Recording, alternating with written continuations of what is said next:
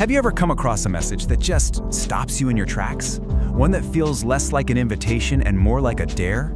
Well, today, we're gonna pull back the curtain and deconstruct a true masterclass in persuasion. We're gonna look at the psychological blueprint that makes it so unbelievably effective. Right out of the gate, it doesn't start with a friendly hello. It starts with a challenge. Talk about a disruptive hook. Instead of trying to get everyone to listen, it immediately filters its audience. If you decide to stay, you already feel kind of special, you know? Like you've passed the first little test. It's a really bold move that taps right into our basic human desire to be part of an exclusive club. The entire message really hinges on this one core idea. It forces you to make a conscious choice about who you are. This isn't something you can just passively watch. It's a direct confrontation. It puts you on the spot and basically asks, all right, who are you and who are you gonna be? So what's the magic here? Why does pushing people away actually work so well? It's more than just clever marketing copy. It's a deep dive into human psychology. It plays on that feeling we all have, that fear of missing out, and that deep down desire to belong to a group that not everyone can get into. Okay, so the first move in this whole blueprint is to create a problem. But it's not some external problem, it's an internal one. The message introduces this nagging fear that maybe, just maybe, you're average. And this is where it gets really clever. They take something we all want, comfort, and they flip it on its head. Suddenly, comfort isn't a safe harbor, it's a trap. The warmth of average lives is painted as the siren song for the uninspired. This reframe is absolutely critical because it turns universal desire into the very thing you have to run away from to prove you're exceptional.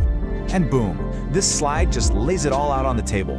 It sets up these two clear opposing identities. You're either a passive consumer or an active seeker, an echo or the voice. There's no middle ground here. It forces you to immediately pick a side, and let's be honest, you're gonna gravitate toward the more powerful, aspirational one, the architect. So you've got this problem, the fear of being average, and you've been handed the shiny new identity to aspire to, the architect. The solution then is to join this elite group. But here's the catch. The door is framed as being just barely cracked open. This is just classic gatekeeping. By saying it's not for the masses, the message immediately jacks up the value of belonging. It implies there's a higher standard here, one that only a select few can meet. This isn't some public park you can just wander into. It's a private, members-only club, and that makes getting inside feel way more desirable. And this is the engine driving this whole thing. It all comes down to a powerful psychological trigger. We are fundamentally wired to want what's hard to get, what's scarce. By suggesting that, hey, not everyone is cut out for this, it lights a fire under us. We want to prove that we are the exception, that we're one of the chosen ones. And this right here is the final move. It's that velvet rope moment. You're not just being asked to join in, you're being flat out told that just watching from the sidelines is not an option. You're either a builder, an architect, or, well, you don't belong here at all. Okay, so that's the theory. But how do they actually put this into action? This is where it gets interesting. They cleverly transform simple online actions, stuff like clicking a button, into these profound personal acts of commitment to becoming an architect. Now notice this, before they ask you to do anything, they paint this vivid picture of the future you. This isn't about some vague goal, it's about a tangible presence, an actual aura of discipline that people can feel. It makes the reward for committing feel incredibly real and like something you can have right now. So here's the crucial point. Look at this reframing. A like is no longer just a like, it's a digital signature, it's a public declaration. This elevates a super simple, low-effort click into a meaningful ritual that affirms your new identity. You're not just liking some content, you're signing a contract with your future self. And they do the exact same thing with the comments. Typing one single word, architect, is suddenly loaded with all this meaning. It stops being about engagement for an algorithm and becomes a public pledge you're making to build this new identity.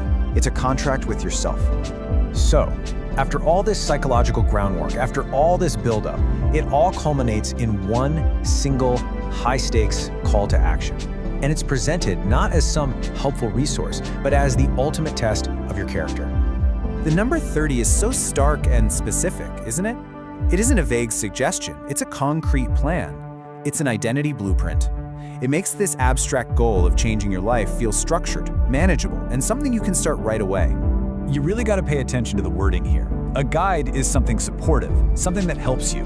But a challenge is a test. It's designed to break the old you, which implies that real transformation is going to be tough, and only the people who are truly committed are going to make it through. And with this final, incredibly powerful line, the whole persuasive loop is complete.